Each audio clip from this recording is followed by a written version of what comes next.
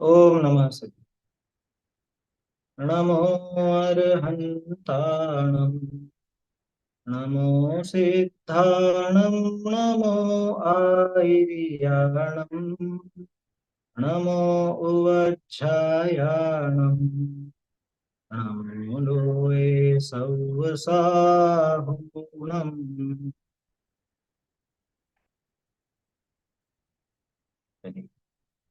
भक्तमर स्तोत्र पर कल अपन ने कक्षा प्रारंभ की है और कल अपन ने इसका पहला छंद समझने का प्रयास किया था।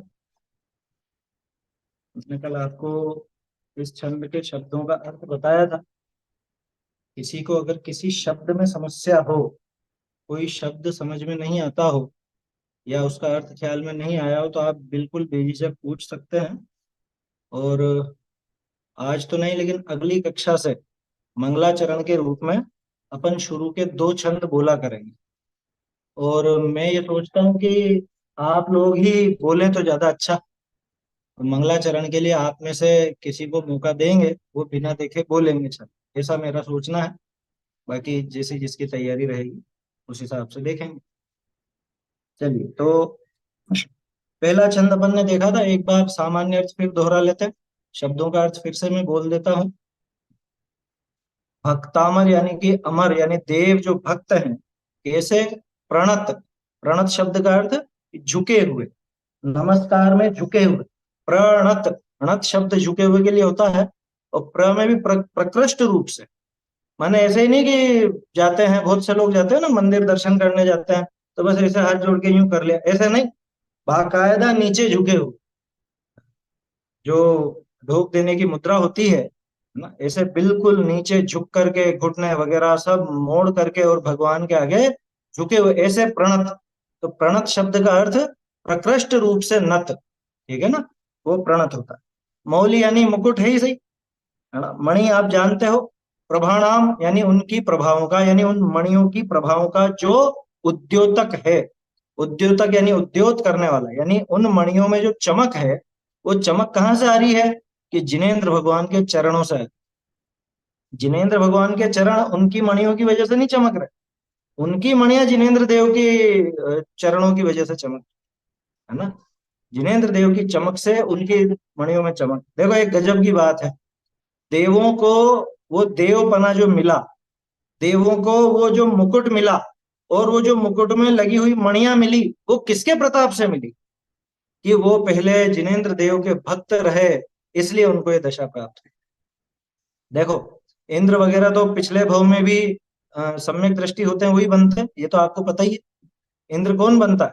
ये जो सम्यक दृष्टि होता है वही मर करके इंद्र बन सकता है, बाकी ऐसे मिथ्या दृष्टि इंद्र नहीं बनता। माने जिसको सच्चे देवशास्त्र गुरु का दृढ़ श्रद्धान हो, जो तत्व श्रद्धानी हो, सम्यक दर्शन वाला हो, वही जीव आगे चल करके इंद्र आदि पद को प्राप्त करता है। तो कहने का अर्थ यह है कि वो जो मुकुट मिला है और मुकुट में लगी मणियां मिली हैं, वो भी जिनेंद्र देव की भक्ति के प्रसाद से, ठीक है। और उन मणियों में जो चमक है, वो भी आज भी वो जिनेंद्र देव के सामने झुकने से। माने जिनेंद्र देव की भक्ति से ही वो मुकुट मिला, और जिनेंद्र देव की भक्ति से ही उन मुकुट की मणियों में चमक। समझ में आ रही है बात? ऐसे प्रणत, वो नमस्कार करने वाले देव, उनके मुकुटों की मणियों की प्रभा के जो उद्योतक हैं यानी उद्योत करने वाले हैं, उनमें चमक भरने वाले कौन? जिनेंद्र देव के पाद युगल, चरण युगल। जिनेंद्र देव के दोनों चरण वो ऐसे हैं, ठीक है। जिन पाद युगम शब्द का अर्थ स्पष्ट है, जिनेंद्र देव के चरण युगल। दलित पाप तमो वितानम, और कैसे हैं? ये पाप रूपी तमो वितान, तम यानी अंधकार, वितान यानी समूह, ये घने अंधकार का जो समूह है, उसको भी जिसने दलित कर दिया, यानी दलन कर दिया उसका। दलन करना माने उसको चूर चूर कर देना, समाप्त कर देना। अरे दाल दलते हैं कि नहीं? दाल दलते हैं ना। कोई भी जैसे मान लो चना है या कोई दाल है, उनका नाम दाल इसीलिए क्योंकि उनका दलन किया जाता है, दो फाड़ हो जाता है। पुराने जमाने में चक्की में करते थे, वो घट्टी में ऐसे घट्टी पीसते थे और वो दाल के दो फाड़ हो जाते थे, ऐसा होता था। तो वो दलित कर दिया, पाप रूपी अंधकार के समूह के जिसने जिसने दलन कर दिया, ऐसे हैं। और कैसे हैं? भव जले पतताम जनानाम युगादो आलम्बनम। ये भव जले, भव यानी संसार, जल यानी समुद्र, संसार समुद्र में पतताम यानी पड़े हुए गिरे हुए जीवों के, जनानाम ना, ऐसे जीवों के, युगादावालंबनम, युगादो युग की आदि में, युग के प्रारंभ में जो आलंबन बने थे, ऐसे आदिनाथ जिनेन्द्र के चरण युगल, उनको मैं सम्यक प्रणम्य, मैं सम्यक रूप से प्रणाम करके, है ना, अच्छी तरह से प्रणाम करके, सम्यक प्रणम्य यानी अच्छी तरह से प्रणाम करके। अब अच्छी तरह से प्रणाम करके क्या, वो तो अगले छंद में आएगा, स्तोष्ये, मैं स्तुति करूंगा, है ना, वो उसका उस छंद को भी अपन देखेंगे। तो ये इन शब्दों का सामान्य रूप से अर्थ था, है ना। और इसमें गंभीर अर्थ अपन अलग ढंग से भी निकाल सकते हैं कि जो युग की आदि से ही, है, भव्य जीवों को आलंबन है, संसार में पड़े हुए जीवों को आलंबन है, ऐसा कौन, सम्यक दर्शन, क्या है ना यहाँ पे, सम्यक दर्शन, सम्यक प्रणम्य, सम्यक दर्शन, सम्यक दर्शन पूर्वक प्रणाम करके। कौन सा सम्यक दर्शन, कि जो युग के आदि से ही भव्य जीवों को संसार से तेरने के लिए आलम्बन। और जिन पाद युगम, फिर इसके दो अर्थ कैसे निकलेंगे, कि जिनेन्द्र देव के दो चरण, दो चरण कौन से, कि निश्चय चारित्र व्यवहार चारित्र, ऐसा भी अर्थ लगा। पाद का अर्थ चरण, चरण माने चारित्र, तो सम्यक दर्शन भी आ गया, सम्यक चारित्र भी आ गया, तो वो जीव को मोक्ष का मार्ग प्रशस्त होता है, प्रशस्त करने वाले हैं, इसलिए मैं ऐसे जिनेन्द्र देव को नमस्कार करके, है ना, पहले तो यूं समझ लो नमस्कार करता हूँ, अब ये प्रणम में है तो प्रणाम करके, करके आगे स्तुति कहूंगा। ठीक है, ऐसा इस पहले छंद का अर्थ था। आप में से किसी को कोई प्रश्न हो पहले छंद के संबंध में तो पूछ सकते हैं। छंद बोलते हैं अपन, मैं बोलूंगा, एक लाइन पर रुकूंगा, एक लाइन नहीं मतलब दो लाइन, दो लाइन, ताकि आपको क्या वो बोलने में दिक्कत नहीं आएगी। दो लाइन पर मैं रुकूंगा, फिर आप लोग रिपीट कीजिएगा। भक्तामर प्रणत मौलिमणि प्रभाणामुद्योतकं दलित पाप तमोवितानम्।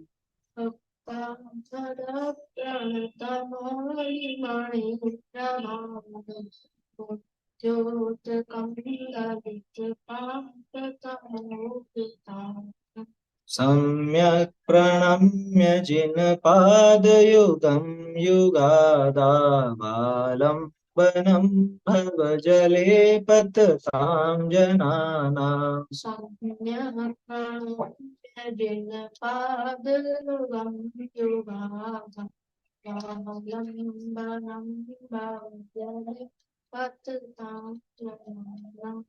यः संस्तुतः सकलवाङ्मय तत्त्वबोधादुद्भूत बुद्धिपटुभिः सुरलोकनाथे।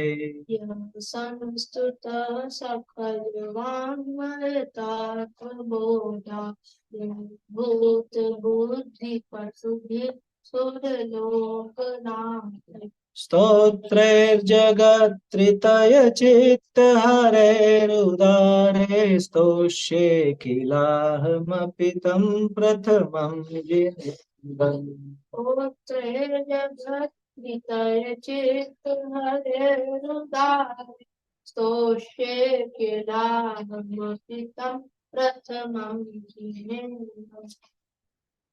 चलिए अभी यही छंद अपन बोलते हैं, मतलब इसी पर समझते हैं। पहले छंद में तो नहीं है ना किसी को प्रश्न, आगे बढ़ते हैं। अब वहां पे था सम्यक प्रणम्य, है ना, सम्यक रूप से प्रणाम करके। अब प्रणाम करके क्या, वो आगे देखते हैं। यहाँ चौथी पंक्ति देखिए इसकी, स्तोष्य, स्तोष्य का मतलब स्तुति करूंगा, ठीक है ना, ये ध्यान रखिए, सम्यक प्रणम्य स्तोष्य, सम्यक रूप से प्रणाम करके स्तुति करूंगा। अब आगे क्या क्या अर्थ है वो समझते हैं।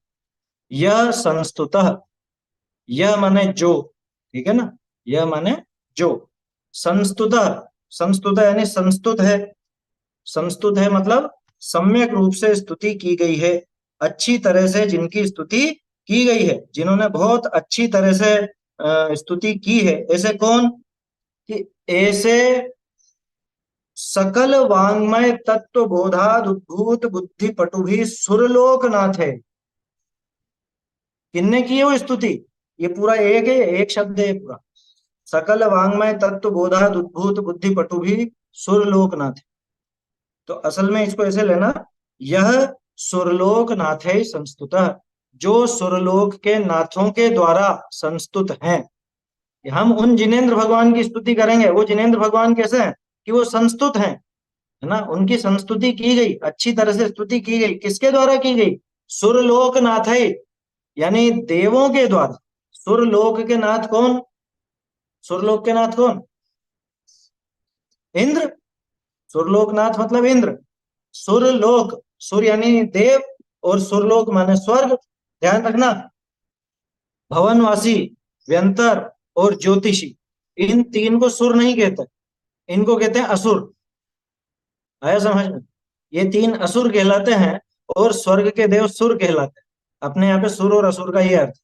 अन्य मत में तो तरह तरह के अर्थ चलते हैं, उसकी अपने को बात नहीं करते, है ना। सुर का अर्थ स्वर्ग के देव, जिनको अपन विमानवासी देव, कल्पवासी देव भी कहते हैं, वो सुर है। ठीक है। तो सुरलोक माने हो गया 16 स्वर्ग। और सुरलोक नाथ, सुरलोक नाथ कौन? कि इंद्र। स्वर्ग के राजा कौन होता है? स्वर्ग के नाथ तो इंद्र होता है। तो सुरलोक नाथ है, यानी कि देवताओं के द्वारा, देव भी सामान्य नहीं, इंद्रों के द्वारा। कितने होते हैं इंद्र? हम्म?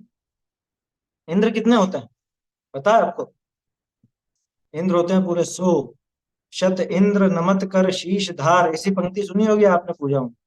तो 100 इंद्र कौन कौन से होते हैं? तो एक गाथा आती है, कप्पा मर चौबीसा। पहले भवनालय चालीसा। भवनालय चालीसा, विंतर देवाण होती बत्तीसा, कप्पामर चौबीसा, चंदो सूरो नरो तिरियो। क्या मतलब? कि भवनालय चालीसा, भवन वासियों के 40, 20 इंद्र और 20 प्रतिइंद्र। ठीक है ना। इंद्र और प्रतिइंद्र दोनों को मिला के वो संख्या, तो 20 20 40 हो गए। भवनालय चालीसा, व्यंतर देवाण होती बत्तीसा, जो व्यंतर है, व्यंतर देव 32। हम्म।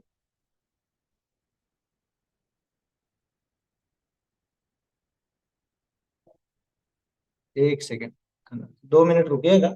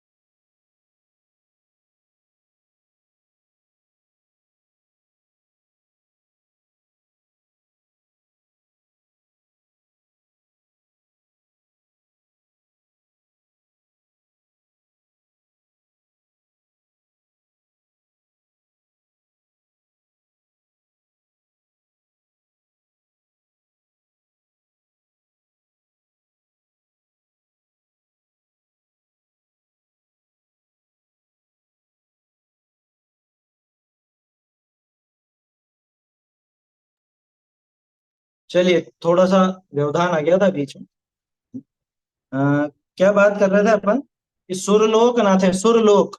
और 100 प्रकार के इंद्र, 100 तरह के जो इंद्र होते हैं, ये 100 इंद्रों में भी भवनालय चालीसा। देखो, एक चीज ध्यान रखना, चाहो तो आप लोग नोट कर लो। भवनवासी देव, देवों की जातियां हैं 10। 10 जाति के भवनवासी होते हैं। 10 जाति के भवनवासी होते हैं। आप तत्व सूत्र में देख सकते हैं, वहां पे विशेष खुलासा मिलेगा। यह अपना विषय नहीं, इसलिए संक्षेप में बता। 10 जाति के भवनवासी, जिसमें 20 तो इंद्र और 20 प्रतींद्र। ठीक है, कितने हो गए? 40। व्यंतर होते हैं 8 प्रकार के। तो 8 जाति के जो व्यंतर हैं, उनमें 16 इंद्र और 16 प्रतींद्र। तो विंतर देवाण होती 32। व्यंतर देव होते हैं 32। सरल है बिल्कुल, प्राकृत। भवनालय 40। विंतर देवाण होती 32। ठीक है। कप्पामर 24। अब 24 होते हैं कल्पवासी देवों के। स्वर्ग तो 16 है, लेकिन वहां पे इंद्र 12 होते हैं और 12 प्रतींद्र। शुरू के 4 स्वर्गों में 4 इंद्र 4 प्रतींद्र, आखिरी के 4 स्वर्गों में 4 इंद्र 4 प्रतींद्र, और बीच के जो 8 स्वर्ग हैं, ब्रह्म, ब्रह्मोत्तर, लांतव, कपिष्ठ, शुक्र, महाशुक्र, सतार, सहस्रार, है ना, ये जो 8 हैं, इनमें पहला वाला इंद्र है, बाद वाला प्रतींद्र। ऐसा समझ। जैसे ब्रह्म, ब्रह्मोत्तर, ऐसे शुक्र, महाशुक्र, तो ये इनमें एक इंद्र एक प्रतींद्र। इस तरह से टोटल 16 स्वर्गों में 12 इंद्र, शुरू के 4 में 4, आखिर के 4 में 4, और बीच के 8 में 4। ऐसे 12 तो इंद्र होते हैं और 12 ही प्रतींद्र होते हैं। तो ये हो गए 24, है ना। गिन लो कितने हो गए? 40 भवनवासियों के, 40 व्यंतरों के 32, 72, और 24 ये, तो 96, 96। चंदो, सूरो, चंद्रमा है वो इंद्र है, सूर्य है वो प्रतींद्र है। ये हो गए अपने विमान ज्योतिषी देवों। ठीक है ना, चारों प्रकार के देव हो गए। स्वर्ग वालों के 24 हो गए, भवनालय भवनवासियों के 40 हो गए, व्यंतरों के 32 हो गए, और ज्योतिषी में दो, एक इंद्र और एक प्रतींद्र। सूर्य प्रतींद्र है, चंद्रमा इंद्र है। ये हो गए 98। अब मनुष्यों का एक इंद्र, कौन? चक्रवर्ती, है ना। एक चक्रवर्ती। आप सोचोगे चक्रवर्ती तो 12 होता है। अरे एक समय पे रहने की बात है। एक समय में कितने इंद्र होते हैं कि एक समय में 100 इंद्र होते हैं। ठीक है ना। तो एक समय में एक जगह पर। तो चक्रवर्ती मनुष्यों का इंद्र हो गया, और तिर्यंचों का इंद्र तिरियो, यानी वो शेर सिंह, शार्दुल। हाँ, अष्टापद भी कहते हैं उसको, अष्टापद। तो वो उनका तिर्यंचों का इंद्र कहलाता। ये 100 इंद्र तीर्थंकरों को नमस्कार करते, अरहंतों को नमस्कार। शत इंद्र नमत कर शीश धार। 100 इंद्र जिनके आगे झुकते हैं, है ना। ऐसे 100 इंद्रों की ये संख्या है। अब देखो, अपन क्या देख रहे थे? यह संस्तुत, जो संस्तुत हैं, किनके द्वारा संस्तुत हैं? सुरलोक नाथ है। जो सुरलोक, अभी थोड़ी देर पहले अपन ने बात की थी, सुरलोक माने स्वर्ग, और स्वर्ग के नाथ माने इंद्र। जैसे अपना सोधर्म इंद्र है, ईशान इंद्र है, ये सब इंद्र। तो इंद्र ही नमस्कार करते हैं, दूसरे देव नमस्कार नहीं करते। अरे जब इंद्र नमस्कार कर रहे हैं, तो बाकी तो अपने आप नमस्कार करेंगे ही करेंगे, वो तो छोटे हैं ना उनसे। जब सबसे बड़ा व्यक्ति नमस्कार कर रहा है, तो उससे छोटे तो अपने आप नमस्कार करते हैं, वो तो उसके पीछे पीछे। ठीक है ना। तो सुरलोकनाथ है। और वैसे भी चारों निकाय के देवों में प्रमुखता किसकी है? स्वर्ग के देवों।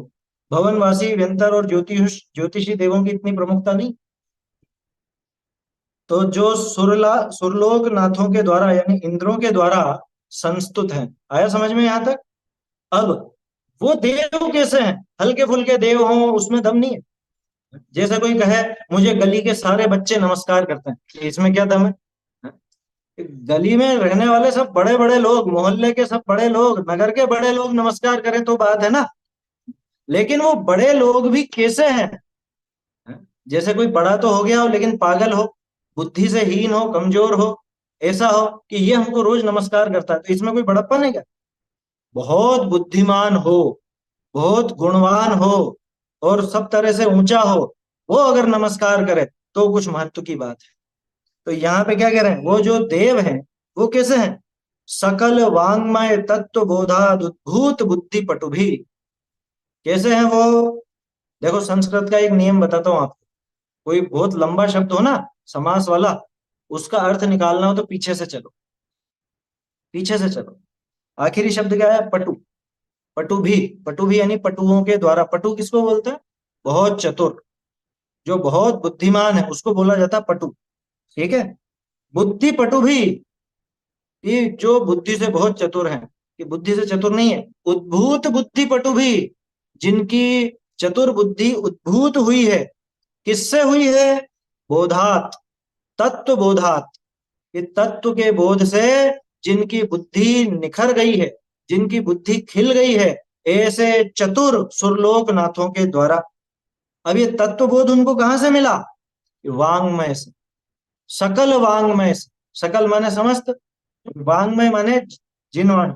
यहाँ वांग्मय का अर्थ जिनवाणी से, वाक शब्द से वांग्मय बना, वाणी है ना जिनेन्द्र देव की वाणी। तो जिनेन्द्र देव की वाणी जो समस्त रूप से जानते हैं।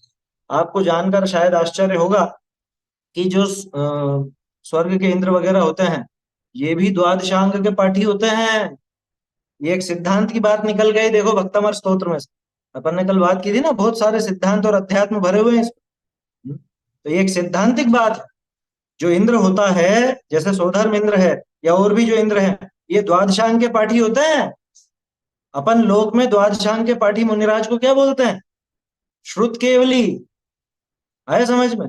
इनको भी श्रुत केवलियों जितना ज्ञान होता है, लेकिन इनको अपन श्रुत केवली नहीं कहते, क्योंकि ये संयमी नहीं है। ये विशेषता है उनमें। अब सोचो कि जिनको सकल वांग्मय से प्राप्त तत्व बोध से जिनकी बुद्धि उत्पन्न हुई है, जिनकी बुद्धि बहुत चतुर हो गई है, ऐसे चतुर, ऐसे पटु सुरलोक नाथों के द्वारा जो संस्तुत हैं। कि ये क्या बात है? जिनेन्द्र देव के विशेषण देने चाहिए, यहाँ तो ये स्वर्ग के देवों के विशेषण दे रहे हैं। देखो एक नियम बताता हूं आप, किसी भी व्यक्ति की महिमा करनी है तो उसने जिसको जीता या जो उसको नमस्कार करता है उसकी महिमा की जाएगी, तो अपने आप ही उनकी महिमा होगी। कैसे? जैसे पद्म पुराण में आपने पढ़ा होगा, पद्म पुराण जिन लोगों ने पढ़ा उसमें देखा होगा आपने कि रावण का कितना सारा वर्णन है।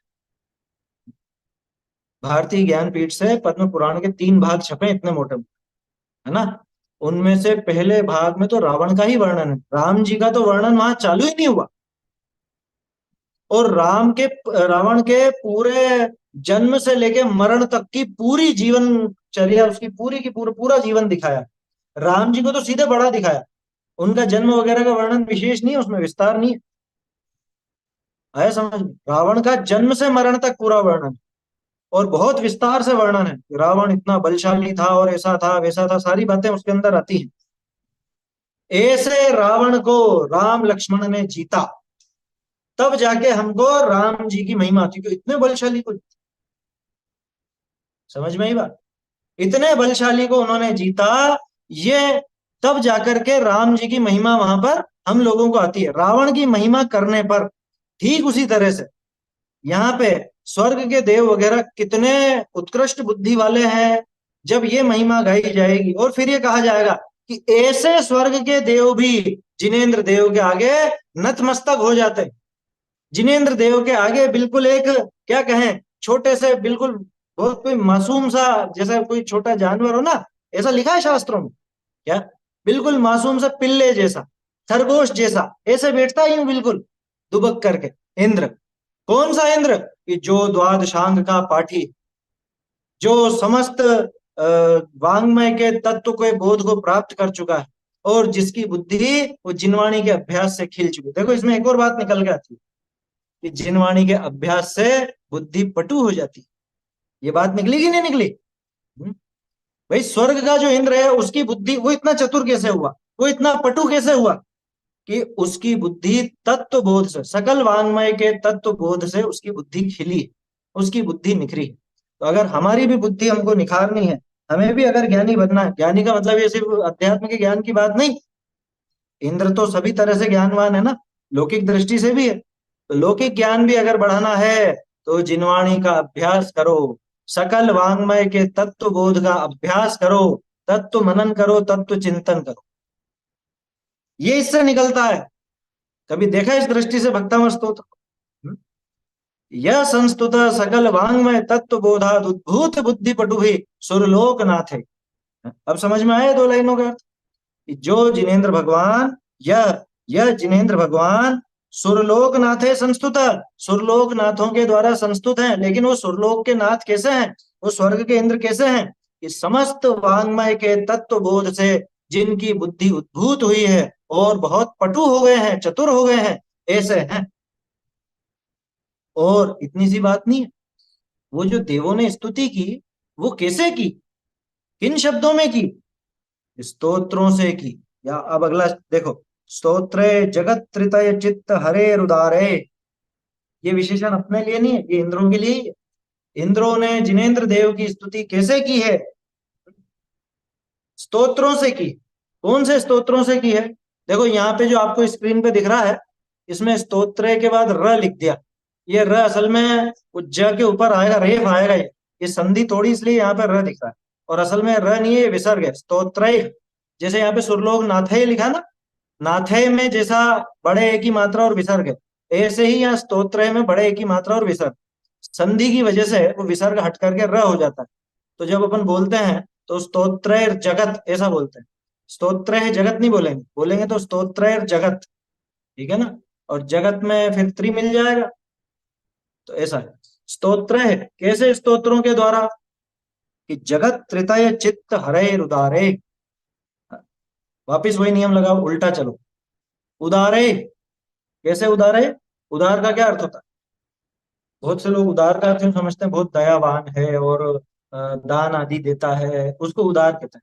उदार का अर्थ उदात्त भी होता है, उदार का अर्थ महान भी होता है, गंभीर भी होता है। उदार माने विस्तार वाला, बहुत बड़ा भी होता है। आया समझ में? जिसका हृदय बहुत अच्छा हो, कोमल हो, और सब जीवों के प्रति अच्छी भावना रखता हो, उसे बोला जाता उदार चित्त वाला। भाई सीधा सा, कंजूस और उदार। उदार चित्त वाला माने बहुत विशाल हृदय वाला, इनका दिल बहुत बड़ा है। ये तो बोलते हैं ना, हिंदी में भी अपन ऐसे ही बोलते हैं कि इनका दिल बहुत बड़ा है। उदार हृदय यानी कि बड़े दिल वाला। ठीक उसी तरह से उदारे स्तोत्रे यानी बहुत बड़े बड़े स्तोत्रों से। हम तो छोटे मोटे स्तोत्र गाते हैं, अरे ज्यादातर तो समय ही नहीं मिलता, तो हम तो 8 छंद की छोटी सी स्तुति बोल लेते हैं, प्रभु पतित पावन बोल लेते हैं, या 15-20 छंदों की सकल गेय आदि बोल लेते हैं, या कोई पूजा कर लेते हैं, या स्तोत्र बोलते हैं तो 48 छंदों का बोल लेते हैं। अपने ज्यादातर स्तोत्र 48 छंदों के। कोई कोई बड़े भी हैं, 64 के भी हैं, 90 के भी हैं। स्वयंभू स्तोत्र 142 श्लोक का है समझ में? और भी हैं, बड़े बड़े भी हैं। सहस्र नाम स्तोत्र, स्वयंभू नहीं, सॉरी, सहस्र नाम, लघु सहस्र नाम है 142 श्लोक, तरह तरह के हैं। तो कहने का अर्थ ये है कि हमारी तो एक गिनती है, 100-200 छंद, 1000 छंद मान लो, लेकिन वो जो इंद्र स्तुति करता है ना, वो हजारों छोड़ो, वो नाचता ही जाता है और स्तुति करते ही जाता, हजारों आंखें बना करके देखता, तांडव नृत्य करता है, और उसको स्तुति रुकने का नाम नहीं लेती, ऐसी स्तुति करता। समझ में ही बात? इंद्र की स्तुति गजब की होती। तो ऐसे उदारे स्तोत्रे, उदार स्तोत्रों के द्वारा कैसे हैं? लेकिन वो स्तोत्र उदार तो हैं, उनके अलावा और क्या विशेषण है? चित्त हरे, ये एक विशेषण हुआ। चित्त को हरने वाले, किसके चित्त को हरने वाले? जगत त्रितय, जगत यानी लोक, त्रितय मतलब तीन, ठीक है। जगत त्रितय माने तीन लोक, तीनों लोक के हृदय को हरने वाले स्तोत्रों के द्वारा, तीनों लोक को हरने वाले उदार स्तोत्रों के द्वारा जिसने स्तुति की। तो पूरा वाक्य क्या बनेगा अपना? यह सकल वांग्मय तत्व बोधात उद्भूत बुद्धि पटु भी सुरलोक नाथे जगत त्रितय चित्त हरे रुदारे स्तोत्रे संस्तुत। जो समस्त वांग्मय के तत्व बोध से उत्पन्न हुई बुद्धि की चतुरता से,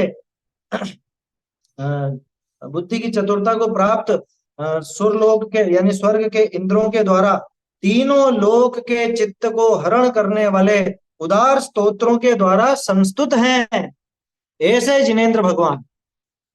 ये असल में शुरू में आएगा, सबसे पहले पहले दूसरे छंद के भी पहले, क्योंकि वहां जो बात आई थी ना सम्यक प्रणम, तो मैं उनको सम्यक रूप से नमस्कार करके, किनको? कि जो इंद्रों के द्वारा भी नमस्कृत, इंद्रों के द्वारा भी प्रणाम किया गया।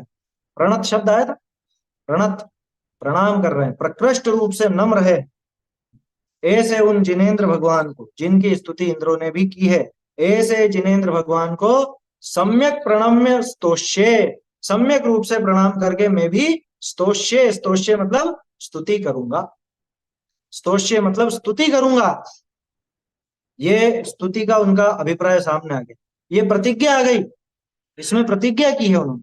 पहले और दूसरे छंद में प्रतिज्ञा भी है, और जिनेन्द्र भगवान का स्वरूप भी कैसे कैसे है जिनेन्द्र भगवान, उनका स्वरूप दिखा करके स्तुति की प्रतिज्ञा। स्तोष्य, स्तुति करूंगा। बात खत्म नहीं हुई अभी। किल अहम अपि, किलाहम अपि, तीन शब्द हैं। तम प्रथमम जिनेन्द्रम, एक और शब्द आया ना, एक तो युगादो शब्द था, दूसरा ये प्रथमम जिनेन्द्रम, वो प्रथम जिनेन्द्र। तो प्रथम जिनेन्द्र कौन? अगर प्रथम तीर्थंकर ले आदिनाथ जी, और अगर प्रथम जिनेन्द्र ही ले तो फिर तो अरहंत देव सबसे पहले कौन गए मोक्ष है? सबसे पहले अरहंत कौन बने इस युग में? आया समझ में? खैर उनकी नहीं है बात, आदिनाथ जी की है। दूसरे तरह से अर्थ निकलता है, तम जिनेन्द्रम प्रथमम स्तोष्य, उन जिनेन्द्र देव को सबसे पहले मैं स्तुति करूंगा। आया समझ में? ऐसे भी अर्थ निकलता। अगर आपको सामान्य सभी जिनेन्द्र के लिए लेना है तो ऐसे उन जिनेन्द्र देव को सबसे पहले मैं नमस्कार करूंगा, उसके बाद में दूसरा काम करूंगा, ये इसका अर्थ ही और निकलता है। तो पहले तो लोगों के ऐसा नियम रहता था कि उठते से ही सबसे पहला काम कि अपने एक वो नित्य क्रिया करके और सबसे पहले भगवान के दर्शन करो, जो भी करना दर्शन पूजन आदि करो, उसके बाद ही अपनी दैनिक क्रियाएं करते थे।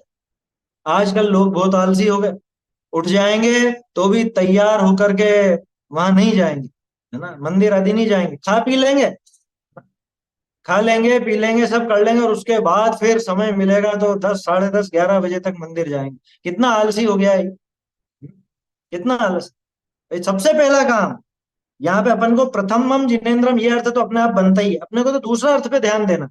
तम जिनेन्द्रम प्रथमम स्तोष्य, कि उन जिनेन्द्र देव को मैं सबसे पहले स्तुति करूंगा, माने मैं और कोई काम करने से पहले जिनेन्द्र देव की स्तुति करूं, जिनेन्द्र देव को नमस्कार करूंगा, उनको प्रणाम करूंगा, उनका स्तवन गाऊंगा।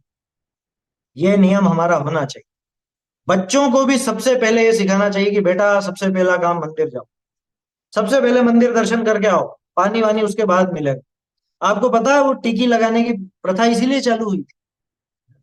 पहले ऐसा होता था तो माएं पानी नहीं देती थी, बुंदेलखंड में आज भी बहुत सी माएं अपने बच्चों को पानी नहीं देती हैं। सबसे पहले कि मंदिर होके आओ, नहा धो के मंदिर जाओ सबसे पहले, और फिर आकर के पानी पी। तो बच्चे जाते, और धीरे धीरे थोड़े से चालाक बच्चे भी हो गए, तो वो मंदिर जाए बिना बीच रास्ते में लौट आते। तो वो माओ को शक होने लग गया है, माँ बाप को, कि ये मंदिर जाए बिना आया है। कह रहे नहीं मैं तो गया हूँ मंदिर, कि क्या सबूत है तेरे पास? की ये देखो ये टिकी लगा के लाया हूँ वहां से। तब उसमें भी चालाकी हो क्या, कोरी टिकी लगा के दौड़ जाते हैं, भगवान के दर्शन तक नहीं करते। एक चीज ध्यान रखना, पहले भी मैं बता चुका हूं, आप लोग विचार कीजिएगा गंभीरता से। वहां जो केसर चंदन जो कुछ भी है, वो किसका द्रव्य है? वो किसके लिए आया हुआ द्रव्य? वो जिनेन्द्र देव की पूजा के लिए आया हुआ द्रव्य है ना। उसको आपके श्रृंगार का साधन नहीं बनाया जा सकता, ये निर्माल्य का सेवन। वहां की केसर चंदन लेकर के और आप ऐसी टीकी लगाओगे, भाई वो तो द्रव्य के लिए आई हुई है ना, और ये श्रृंगार है, श्रृंगार ही तो है। ये कहाँ है कि पूजा आपको ऐसे टीकी लगा के ही करनी पड़ेगी? ऐसा कुछ भी नहीं है। समझ में ही बात, ये निर्माल्य का सेवन है। मैं अभी उस पर ज्यादा विस्तार से नहीं कहना चाहता, आपको एक इशारा दे दिया। जो समझदार है वो आसानी से समझेंगे, जिनको प्रश्न हो तो प्रश्न पूछ सकते हैं अलग से, है ना। लेकिन ये निर्माल्य का सेवन, आप कह सकते हो द्रव्य भी तो हमने ही दिया है। अरे दिया है तो काहे के लिए दिया था? पूजा के लिए दिया था ना। कल से तो आप वहां के चावल उठा लाओगे और बना लोगे घर पे, और फिर कह दोगे कि हमने ही तो चढ़ाए थे, हैं, हमने ही चढ़ाए थे तो हम ही बना के खा लेना, है। ये उचित नहीं, ठीक है ना। खैर वो तो एक बीच में प्रसंग आ गया। तम प्रथमम जिनेन्द्रम प्रथमम स्तोष्य, ऐसे उन जिनेन्द्र भगवान को प्रथमम स्तोष्य, सबसे पहले मैं स्तुति करूंगा, दूसरा काम बाद में करूं। पहले हम छोटे थे तो स्कूल में पढ़ते ना, तो कुछ अन्यमति मित्र ऐसे होते थे, वो कॉपी का पहला पेज खाली छोड़ते थे, है ना। पहला मतलब पहला और दूसरा, आगे और पीछे का, और तीसरे पेज से वो लिखना चालू करते। और क्या लिखता है? पहला पन्ना राम का, दूजा पन्ना नाम का, तीजा पन्ना काम का। ये सबसे पहले राम का नाम लिखते हैं ऊपर, फिर अपना नाम लिखते हैं, और फिर काम चालू करते हैं। मुझे उससे मतलब नहीं है कि वो कैसे, क्या, मैं तो ये बताना चाह रहा हूँ कि हमें भी जीवन में सबसे पहले उठते ही सबसे पहला क्या काम क्या करना है? जिनेन्द्र देव की याद आनी चाहिए, जिनेन्द्र देव का स्मरण हो, उनकी स्तुति हो, उनका दर्शन हो, पूजन हो, जो कुछ भी हो, सबसे पहले वो होना चाहिए। और बहुत ही अच्छा होगा अगर ऐसा नियम लें कि भैया बिना दर्शन किए तो हम कुछ भी खाएंगे पिएंगे नहीं। खाना पीना इत्यादि और दूसरे काम सब पहले जिनेंद्र भगवान के दर्शन। आया समझ में? आलस से छोड़ करके, प्रमाद छोड़ करके हमारी जीवनचर्या हमको सुधारनी चाहिए। तो सिर्फ हमारी नहीं, बच्चों को बचपन से आप सिखाएंगे तो वैसे हो जाते हैं बच्चे, सबसे पहले मंदिर जाते हैं। चलो, मैं ये नहीं कह रहा हूं कि बस मंदिर होया और दिन भर पाप करते रहो, वो नहीं कह रहा हूं मैं, जीवन में तो सुधार होना ही चाहिए, लेकिन मंदिर आदि का काम सबसे पहले, है ना, लेट क्यों करना। तो ऐसे उन जिनेन्द्र भगवान को किल अहम अपि स्तोष्ये, किल, किल का मतलब वास्तव में, निश्चय से। ये किल शब्द का प्रयोग संस्कृत में तब किया जाता है जब कोई दृढ़ता पूर्वक बात कहनी हो ना, कोई किल अहम अपि, मैं भी, देख लेना तुम, मैं भी, अहम अपि, मैं भी, कि मैं भी स्तोष्य, मैं भी उनका स्तवन करूंगा। क्यों कि उन देवों ने किया ना, उस स्वर्ग के देवों ने जो इतने बुद्धिमान हैं, जिन्हें पूरे सकल वांग्मय का तत्व बोध प्राप्त हुआ है, जिनकी बुद्धि बहुत उद्भूत हुई है, प्रकट हुई है और बहुत पटु हैं, चतुर हैं, ऐसे स्वर्ग के इंद्रों के द्वारा उनकी स्तुति की गई। तो ऐसे उन जिनेन्द्र भगवान को, उन प्रथम जिनेन्द्र देव को, आदिनाथ जी को, अथवा उन जिनेन्द्र देव को सर्वप्रथम नमस्कार करके सम्यक प्रणम्य किल अहम अपि स्तोष्ये, निश्चित रूप से मैं भी उनका स्तवन करूं। ठीक है, कोई शब्द अगर समझ में नहीं आया तो आप पूछ सकते हैं, है ना। वैसे मेरे ख्याल से सारे शब्द ले लिए अपन ने। तम प्रथमम जिनेन्द्रम, तम यानी उन, तम का अर्थ उसको, उसको किसको, कि प्रथमम जिनेन्द्रम, उन प्रथम जिनेन्द्र भगवान। अब प्रथम शब्द को अलग करो तो प्रथमम स्तोष्य कर लो, कि सर्वप्रथम स्तुति करूंगा मैं, और कोई काम करने के पहले उनकी स्तुति करूंगा। ठीक है, सरल है अर्थ। चलिए, कौन बोलेगा। चलो, बोलने का काम लास्ट में रखेंगे, पहले अपन अगला छंद देखते हैं। आपने कल बोला था ना, कोई और बोलना चाहे तो वो बोले, सबको मौका मिले, मेरा भाव ये है। कोई और नहीं बोलेगा तो आप भी बोलिए। देखो, रुचि तो ऐसी होनी चाहिए सीखने की, क्या उनको रुचि है तो वो बार बार हाथ खड़ा करते हैं कि मैं बोलूं, है ना, ऐसा है।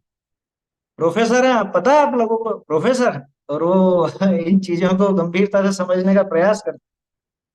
चलिए, अपन तीसरा छंद समझते हैं पहले, उसके बाद फिर तीनों छंदों का अपन पाठ करें। छंद देखिएगा। बुद्ध्या विनापि विबुधार्चित पाद पीठ, बुधार्चित पादपीठ स्तोतुं समुद्यत मतिर्विगतत्रपोऽहम्। स्तोतुं समुद्यतमतिर्विगतत्रपोऽहम् बालं विहाय जलसंस्थितमिन्दुबिम्ब, बालं विहाय संस्थितमिन्दुबिम्ब मन्यक इच्छति जनः सहसा ग्रहीतुम्। अन्यः करेच्छति जनं सहसागरहीतम्। अब मैं दो लाइन एक साथ बोलूंगा, फिर रिपीट कीजिए। बुद्ध्या विनापि विबुधार्चित पादपीठ, स्तोतुं समुद्यतमतिर्विगतत्रपोऽहम्।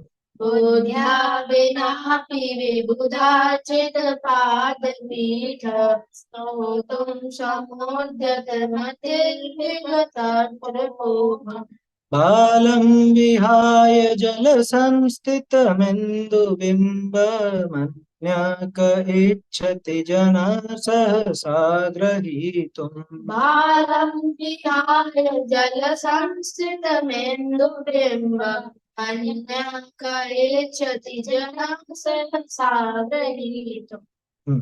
देखिए, अब ये जो छंद है, अ, पिछले छंद में एक चीज बताना भूल गया मैं, बहुत से लोग बोलने में कहाँ पे गड़बड़ करते हैं। पहला जो छंद है, मौली मणि प्रभाणाम, उसी तरह से नीचे दलित पाप तमो वितानम की जगह वितानाम बोल देते हैं, तो वो वितानाम नहीं है, वितानम है। ठीक है ना, वहां पे अशुद्धि करते हैं। इसके अलावा सम्यक प्रणम में जिन पाद युगम युगादा, ठीक है, यहाँ तो वालम मनम भव जले पतिताम, पतताम की जगह बहुत से पतिताम बोलते हैं। पतिताम नहीं है वो, पतताम। पतत मतलब पड़ा हुआ, ऐसा पतित बोलते हैं, वो पतताम बोलते हैं पड़ते हुए को, गिरे हुए को, उसको। दूसरे छंद में, यह संस्कृत सकल वांग्मय, ये वांग्मय बोलने में लोगों को दिक्कत होती है, बहुत से इसको वाड्मय बोलते हैं। वो यूं समझते हैं ड, ये ड नहीं है, ये है, ग नहीं, ग नहीं है उसके अंदर, ध्यान रखना, ये है। जैसे क, ख, ग, घ, ङ, वो है, ये सिर्फ गले की एक ध्वनि है, बाकी ना उसमें क है ना ग है। वांग्मय, ठीक है ना, वांग्मय बोला जाता है उसको। तत्व बोधाद उद्भूत बुद्धि पटुभी सुरलोक नाथई स्तोत्रेर जगत। अब यहाँ स्तोत्रेर जगत की जगह बहुत से लोग बोलते हैं स्तोत्रे जगत, र खा जाते हैं बीच का, तो ज के पहले र आएगा। त्रितय चित्त हरे उदारे स्तोष्ये। हाँ, एक और चीज, अधिकांश लोग जब आधे स से अक्षर शुरू, शब्द शुरू होता है, तो उनको बोलने में समस्या होती है।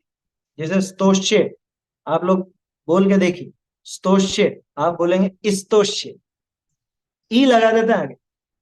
जैसे स्कूल, स्कूल बोलते हैं स्कूल, ई नहीं होता उसके पहले, है ना। बहुत से लोगों को दिक्कत रहती है बोलने में, आधे स से जो अक्षर शुरू होता है। आप इसको यूं समझो, जैसे संस्कृत में एक शब्द है स्यात। अब स्यात में आप पहले ई नहीं लगा रहे, स्यात नहीं बोलते, तो स्कूल को स्कूल क्यों बोलते। इसी तरह से यहाँ स्तोष्य, यहाँ तो बोलने में गड़बड़ बहुत से लोगों को थी, स्तोष्य है वो, स्तोष्य नहीं है ना। तो कैसे सुधारें, उसका एक सीधा तरीका है। मैं जब पहले बच्चों को पढ़ाता था इस तरह से, मतलब ये पाठ वगैरह, तो उसमें उनको एक प्रयोग करा हमने। जिनको ये बोलने में दिक्कत है, वो ऐसे बोले इसको, ये स की ध्वनि लगाकर फिर बोलेंगे तो आपको बोलने में आ जाएगा।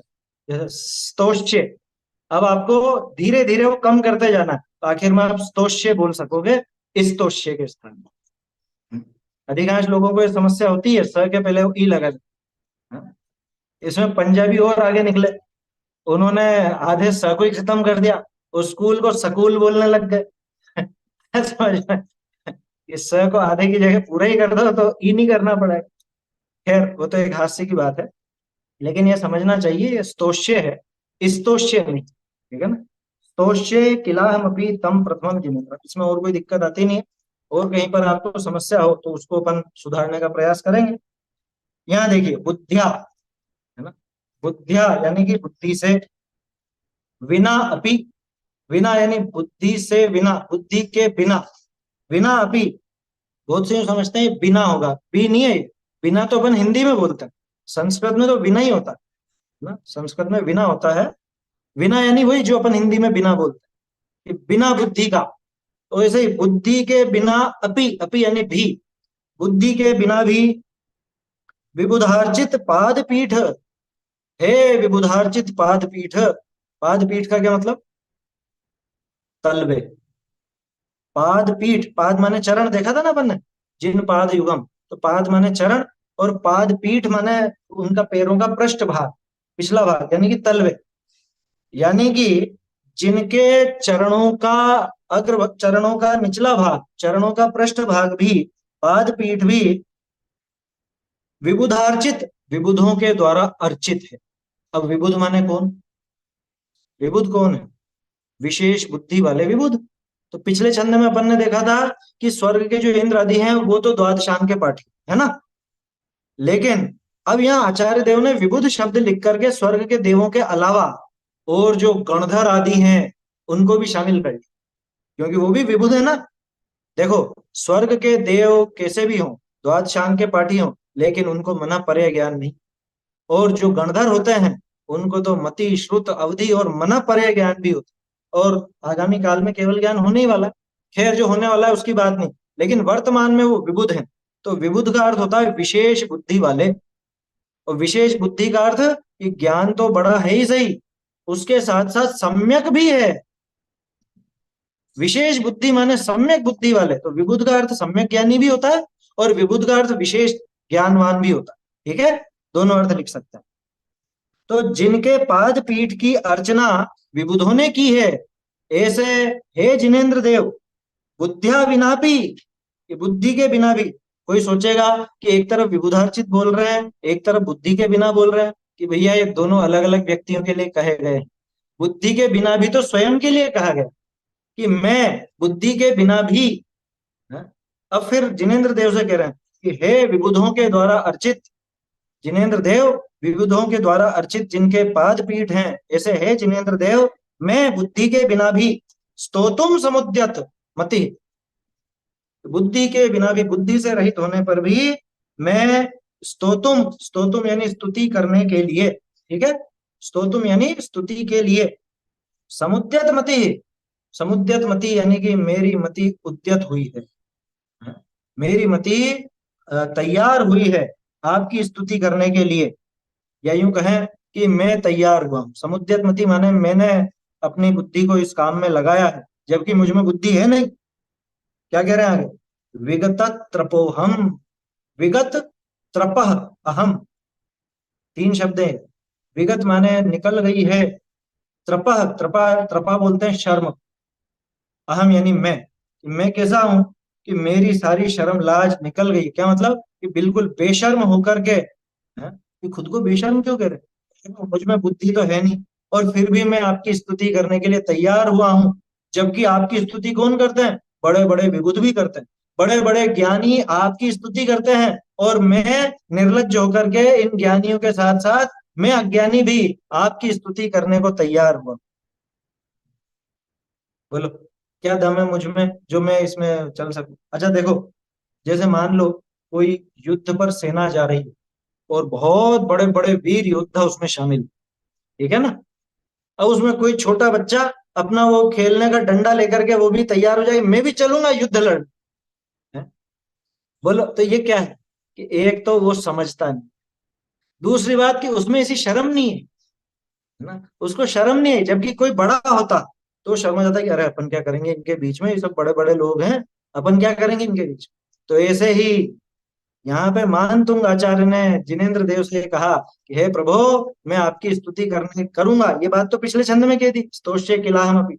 अब फिर कह रहे हैं कि लेकिन आप तो बड़े बड़े ज्ञानियों के द्वारा स्तुत हो, आपकी स्तुति तो बड़े बड़े ज्ञानी गणधर जैसे, और उधर स्वर्गों की बात करें तो इंद्र जैसे द्वादशांग के पाठी श्रुत केवलियों के द्वारा भी आप पूज्य हो, वो लोग आपके चरणों की पूजा करते हैं, और मैं बिल्कुल शर्म वगैरह सब गंवा करके मैंने शर्म छोड़ दी है।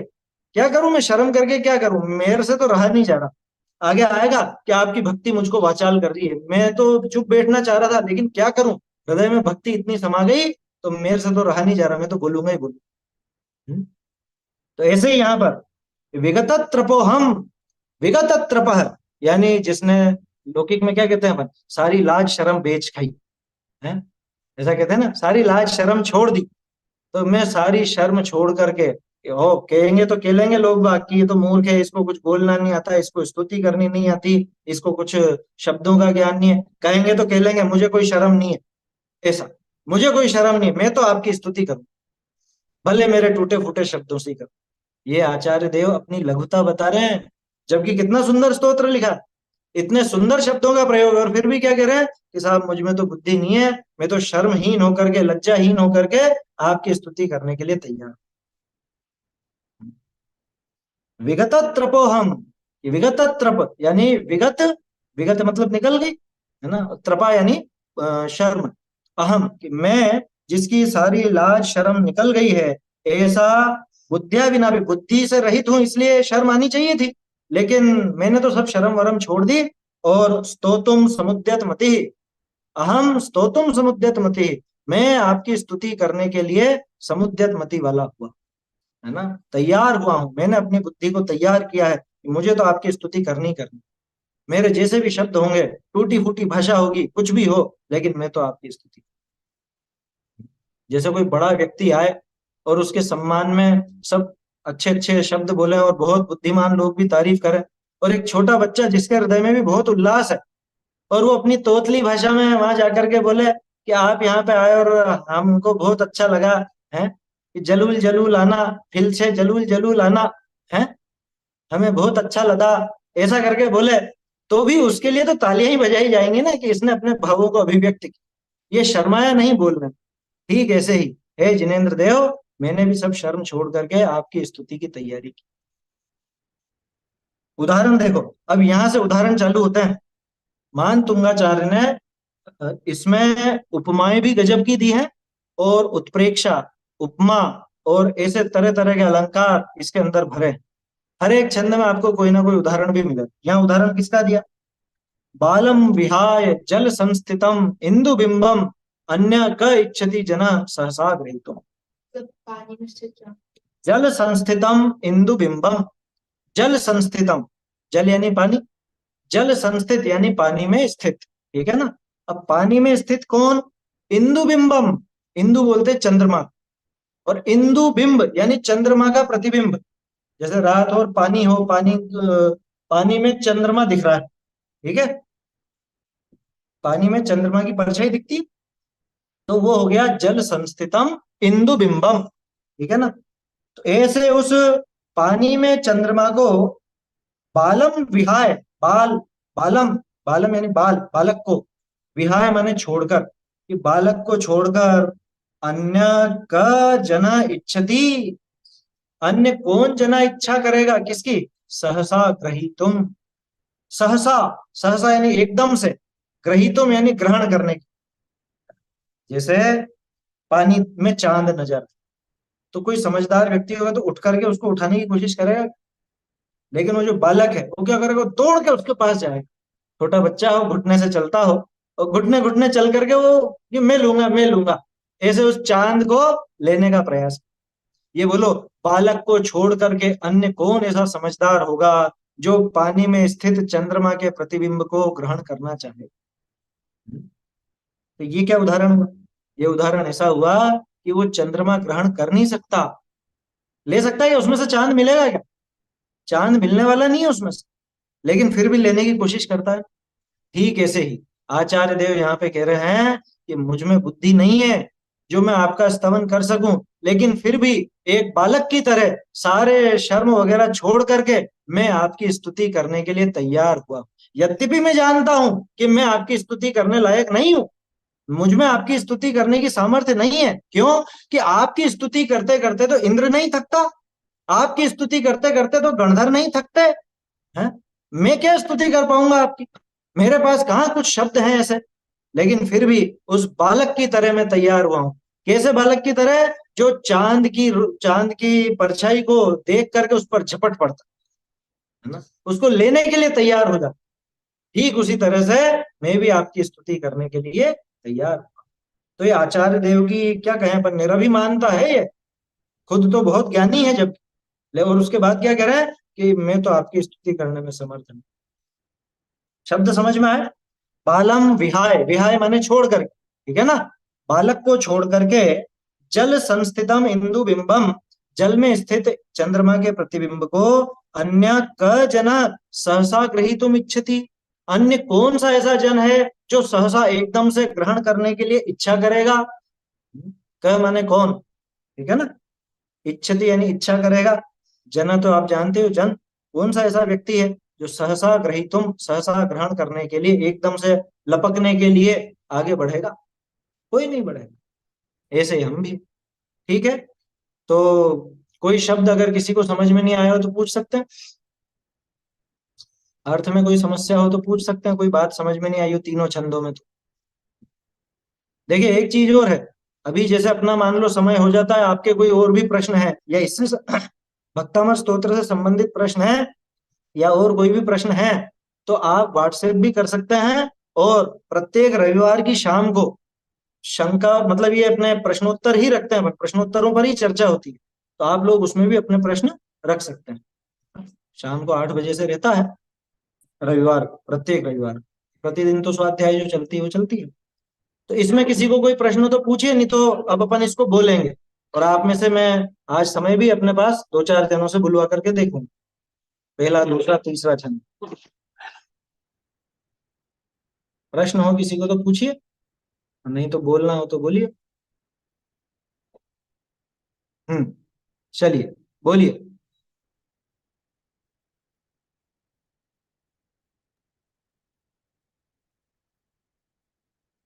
हाँ बोलिए, माइक आपका वापस बंद हो गया।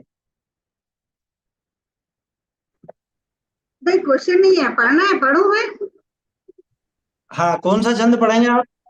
आप बोलिए कौन सा वाला ट्राई कोशिश करूं। बिना जहाज देखे? पढ़ा है? जहाज पढ़ा है?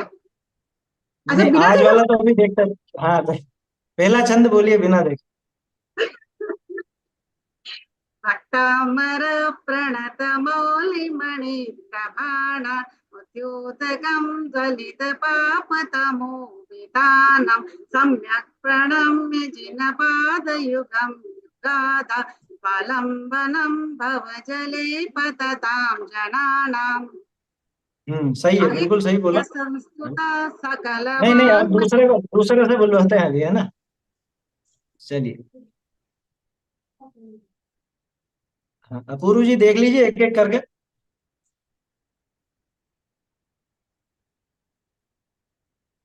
हाँ, बोलिए अनीता जी, माइक चालू है आपका।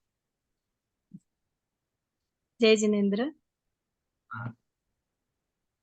यत्संस्तुतः सकलवाङ्मय तत्त्वबोधा दुद्भूतबुद्धिपटुभिः सुरलोकनाथे स्तोत्रैर्जगत्रितयचित्तहरेरुदारे स्तोषे किलाहमपि तं प्रथमं जिनेन्द्रम्। हाँ, ठीक है। ये जो जहाँ पे बड़े की मात्रा है ना, नाथे, चित्त हरे रुदारे, उसमें आगे थोड़ी सी ह की ध्वनि आनी चाहिए। चित्त हरे रुदारे, रुदारे। विसर्ग है ना आखिर में। हाँ, उदारे। ऐसे जहाँ पे इस तरह के शब्द हो, नाथे, सुरलोक नाथे, तो हल्का सा आखिर में, पूरा ह नहीं, बस एक जैसे सांस छोड़ने में ह निकलता है, वो ध्वनि आनी हाँ चाहिए। हाँ जी, हाँ जी। चलिए, तीसरा छंद कौन बोलेगा, बोलिए। बुद्ध्या विनापि विबुधा चित्तपाद ईश स्तोत तुम सम तो तुम। तो, तो तुम अच्छा, मैं बताता हूँ, देखो कैसे सीखोगे आप इसको बोलना। आप पहले तो तुम बोलिए, तो तुम, तो तुम स छोड़ दीजिए, है ना? तो तुम बोलने में आ गया अपना को।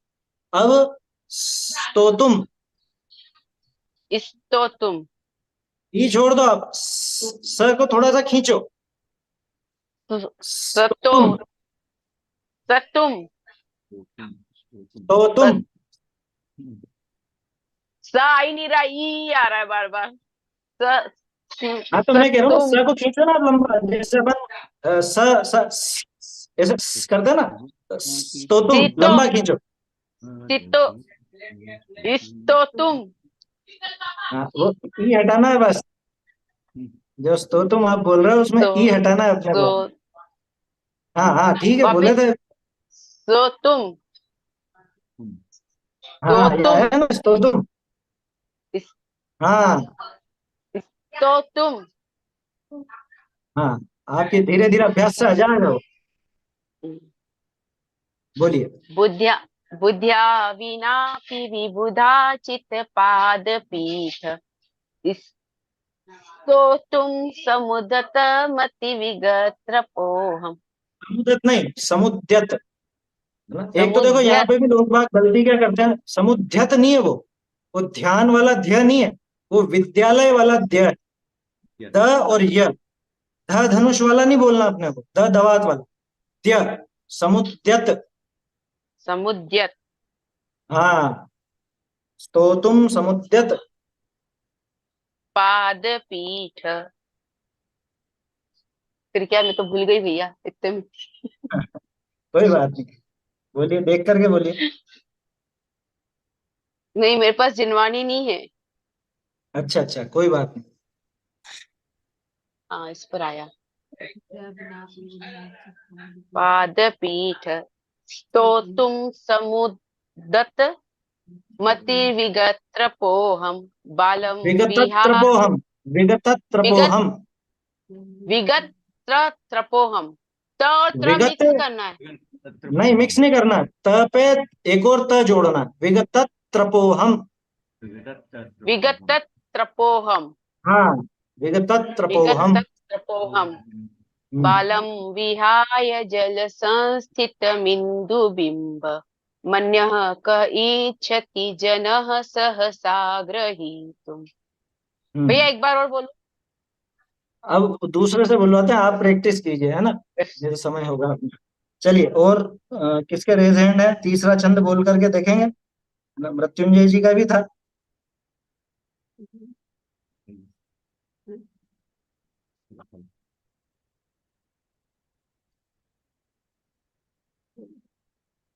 हाँ बोलिए, अपूर्व जी माइक चालू करना है।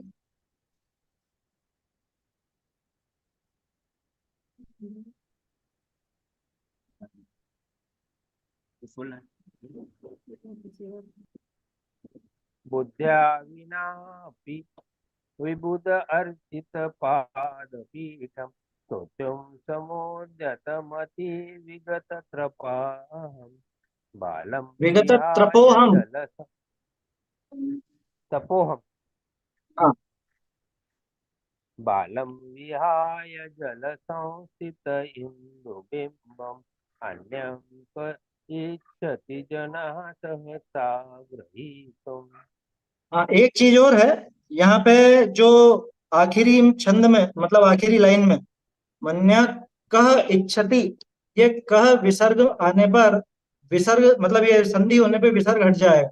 तो जब अपन इसको बोलेंगे तो मन्य कह इच्छति नहीं बोलेंगे, मन्य क इच्छति, क इच्छति, कह नहीं बोलेंगे इसको। इसका विसर्ग साइलेंट हो जाएगा, ये छपने में गलत हो गया यहाँ पे।